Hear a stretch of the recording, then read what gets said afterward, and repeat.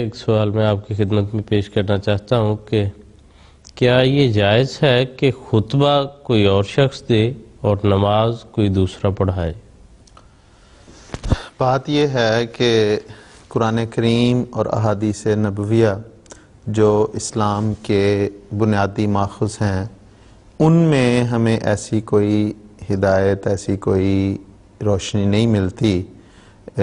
خاص طور پہ اس بارے میں کہ امام جو ہے خطبہ کوئی ایک دے اور نماز کوئی اور پڑھائے، خاص طور پہ جمعہ یا عید اس قسم کی۔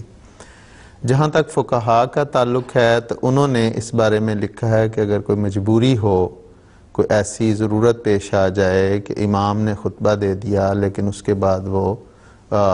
یا امام خطبہ دے اور وہ نماز نہیں پڑھا سکتا یا کھڑا نہیں ہو سکتا تو نماز کوئی اور پڑھا دے،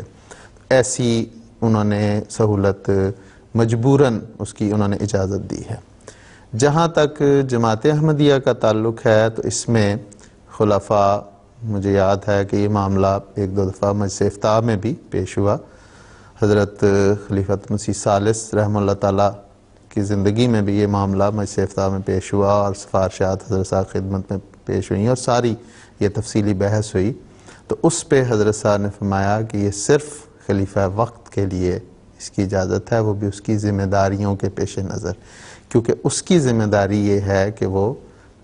نصائح، تلقین، جو ضرورت، جو اللہ تعالیٰ سے اسے روشنی ملتی ہے، اللہ تعالیٰ سے جو ہدایات اسے ملتی ہیں، ان کو اس نے اپنی متبعین تک پہنچانا ہوتا ہے۔ باقی صورتوں میں اگر کوئی شخص نماز نہیں پڑھا سکتا تو وہ خطبہ بھی کوئی اور دے سکتا ہے، جو کوئی ایسی ضروری تو نہیں چیز، تو صرف خلیفۃ المسیح کے لیے ایسی صورت ہے کہ وہ چونکہ اس کا کام ہے کہ تلقین و نصائح واعظ جو ہے، جو اللہ تعالیٰ نے اس کو سپرد کی ہے ذمہ داری، اس کو اس نے اپنے ماننے والوں کو، اپنے پیروکاروں کو پہنچانا ہوتا ہے۔ اس لیے اگر کوئی ایسی صورت پیش آ جاتی ہے کہ وہ نماز نہیں پڑھا سکتے یا کھڑے نہیں ہو سکتے تو وہ خطبہ دے دیں اور نماز ان کی جگہ کوئی اور پڑھائے، اور اس طرح ہوتا رہا ہے جماعت احمدیہ میں۔ اور اسی طرح ہمارے موجودہ امام حضرت خلیفۃ مسیح خامس سیدہ اللہ تعالیٰ بن نصر عزیز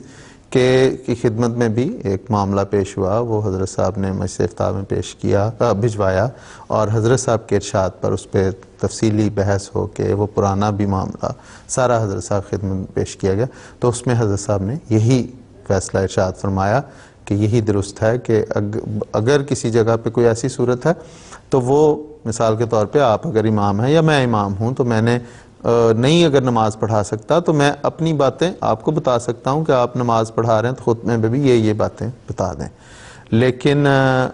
جو خلیفۃ المسیح ہے یہ صرف ان کے لیے ہے۔ تو یہ جو استثناء اگر ہے تو یہ صرف خلیفۃ المسیح کی ذات سے متعلق ہے، باقی یہ عام فتوے کے طور پر نہیں رائج۔ ہاں، اگر کسی کوئی مثلا امام الصلاۃ ہے کسی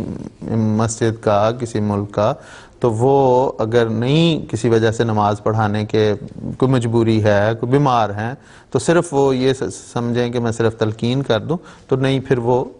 جو کسی دوسرے کو اس کے سپرد کر دیں، انہیں بتا دیں کہ یہ باتیں میں کرنا چاہتا ہوں۔ جی ٹھیک ہے، بہت شکریہ۔